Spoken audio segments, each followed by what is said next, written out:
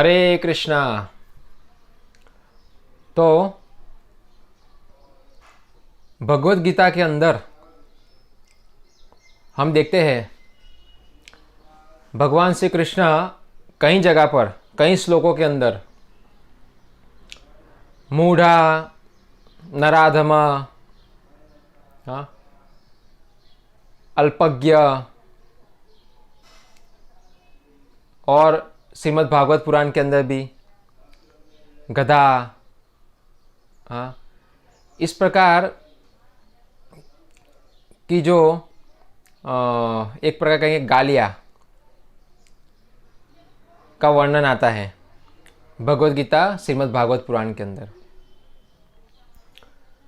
तो कई लोग पूछते हैं कि ये जो भगवान श्री कृष्ण कुछ लोगों को इस प्रकार की जो गालियाँ दे रहे हैं वो लोग कौन हैं। तो उसका जो उत्तर है आज सोशल मीडिया, यूट्यूब, फेसबुक, उसके ऊपर हमें आज मिलता है। उनको ढूंढने की ज़रूरत नहीं है, बल्कि वो लोग खुद ही अपने आप को प्रस्तुत करते हैं लोगों के सामने।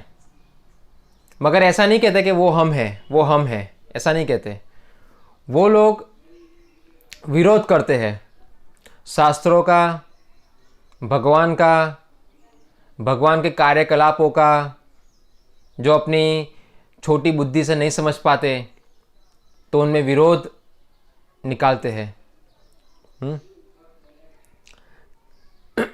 और इस प्रकार पब्लिक को भ्रमित करते हैं।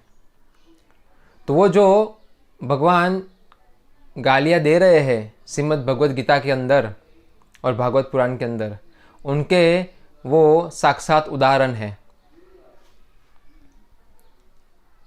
मूढ़ोयम ना अभिजानाति, भगवान श्री कृष्ण कहते हैं मूढ़ लोग मुझे नहीं जानते। तो इसीलिए हम देख सकते हैं कि उन लोगों ने आर्य समाज और मुरारी बापू जैसे तथाकथित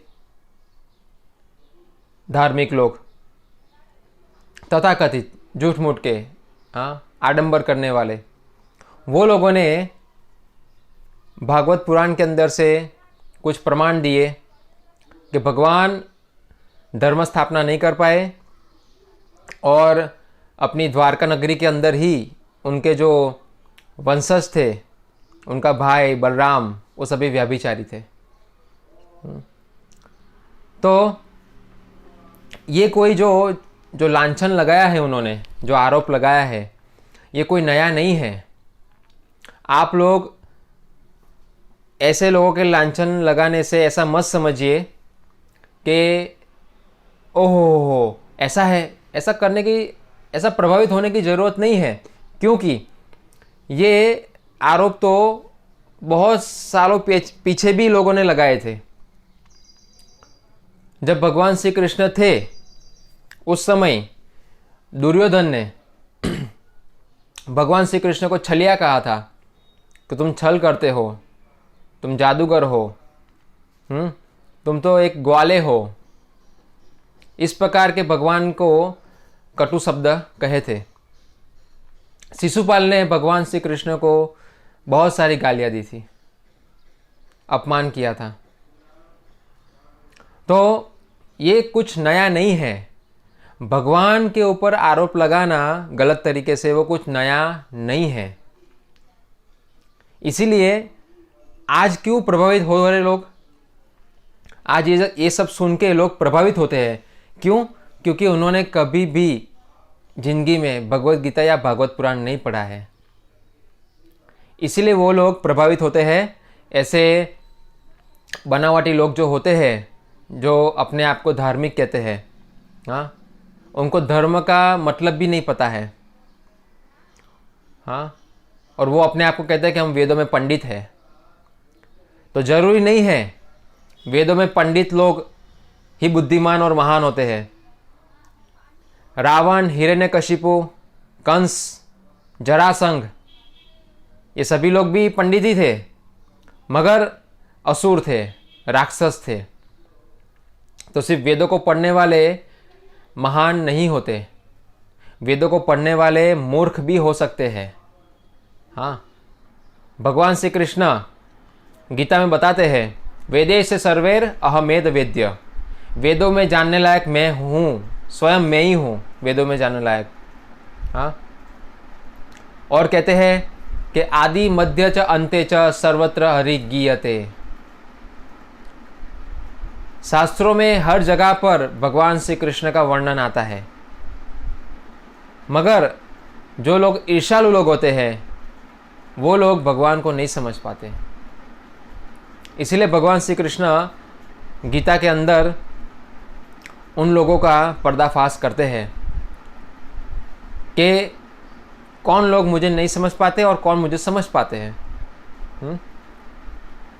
तो इसीलिए हमें ऐसा लगता है कि इन लोगों ने भगवान पे विरोध निकाला और कुछ उन पे आक्षेप लगाए हैं, कुछ विरोध किया है, कोई आरोप लगाए हैं। तो क्या भगवान को नहीं पता था? भगवान जब यहाँ पर अपनी लीला करने के लिए आए थे संसार को, धर्म प्रचार के लिए, धर्म स्थापना के लिए, तो उनको नहीं पता था कि ये संसार में लोग कैसे रहते हैं। यहाँ पर सभी लोग मंद सुमंद मतयो मंद भाग्य ही उपद्रित, यहाँ पर सभी लोग मंद सुमंद है, मंद बुद्धि है।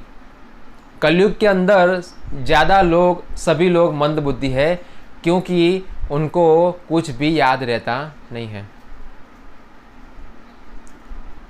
और दूसरी बात यह है कि वेदों को पढ़ने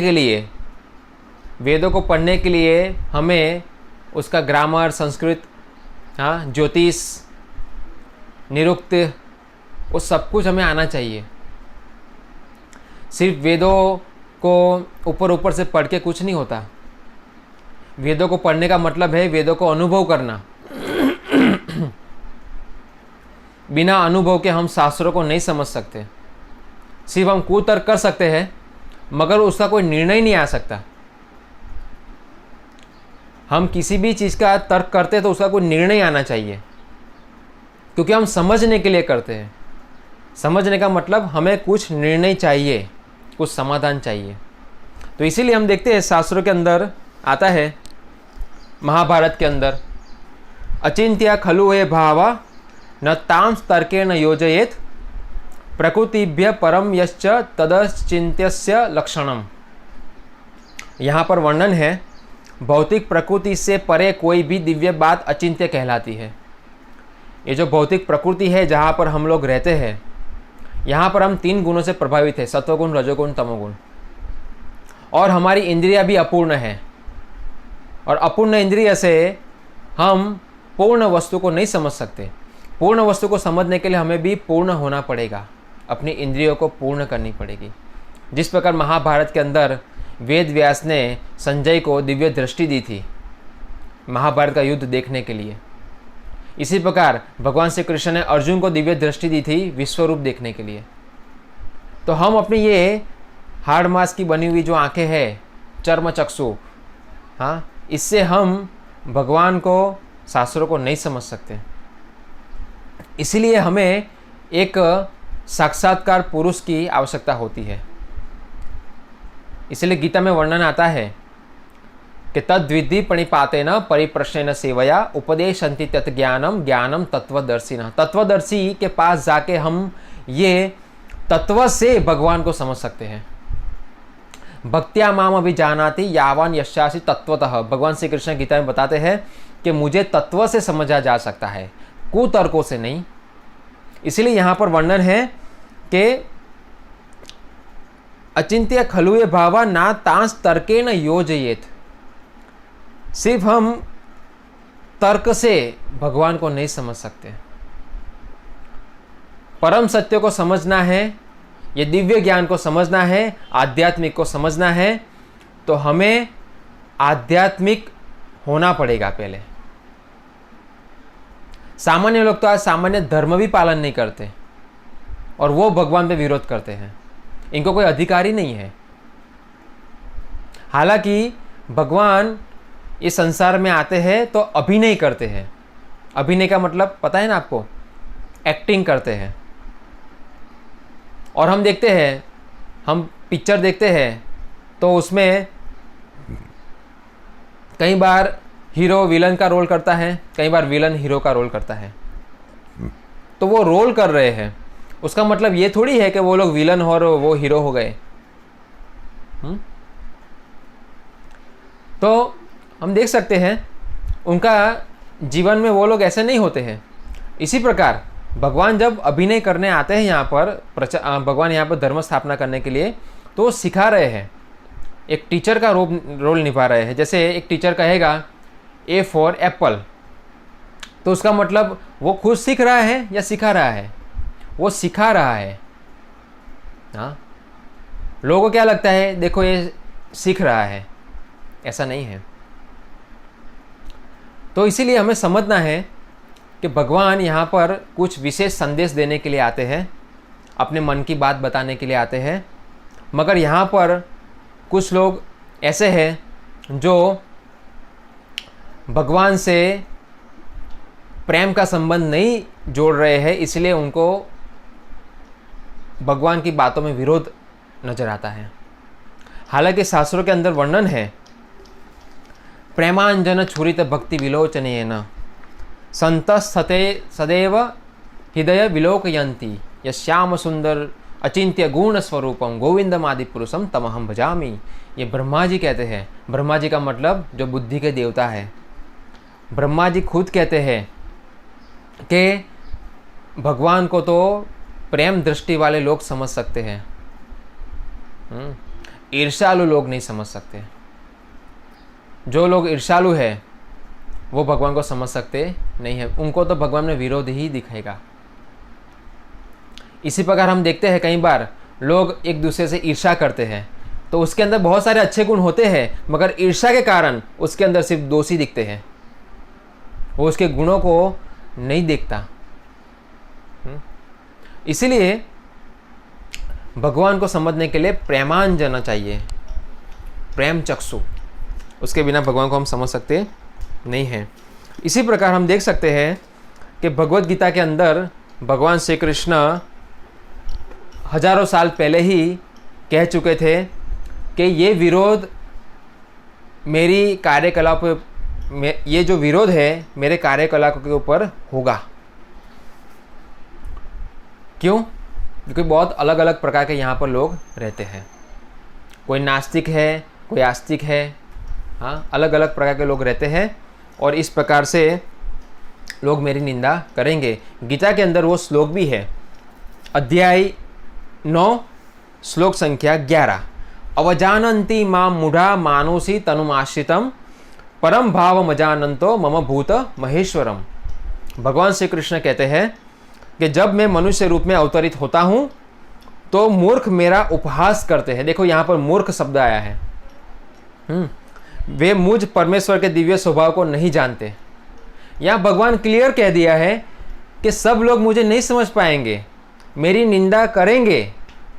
तो ये कोई नई बात नहीं है भगवान की निंदा करना, ये तो बहुत साल से लोग करते आ रहे हैं। तो इससे हमें प्रभावित नहीं होना चाहिए। ये भगवान स्वयं कह रहे हैं, इसीलिए भगवान को सब कुछ पता था कि लोग मेरी अच्छाइयों को नहीं देखेंगे। जो ईर्ष्या करते हैं वो मेरी अच्छाइयों को बुराई समझेंगे। हालांकि भगवान में कोई बुराई चीज़ होती नहीं है। अगर बुराई होती तो भगवान ऐसे दिव्य कार्यकलाप नहीं कर सकते। इसलिए भगवान ने जो महान महान लीलाएं वृंदावन के अंदर की है, द्वारिका के अंदर, उससे पता लगता है कि वो सामान्य मनुष्य नहीं है। और भगवान गीता में ये भी बताते हैं, ना हम कर्म लिंपंती ना हम कर्म फले स्पृहा। मुझे किसी प्रकार का कोई कर्म बांध सकता नहीं है। भगवान फुल्ली स्वतंत्र है। ब्रह्मा जी कहते हैं, ईश्वर परम कृष्ण सच्चिदानंद विग्रह अनादिरादिर गोविंद सर्व कारण कारणम। भगवान हर एक वस्तु का कारण है, सभी कारणों के कारण है, मगर उनका कोई कारण नहीं है।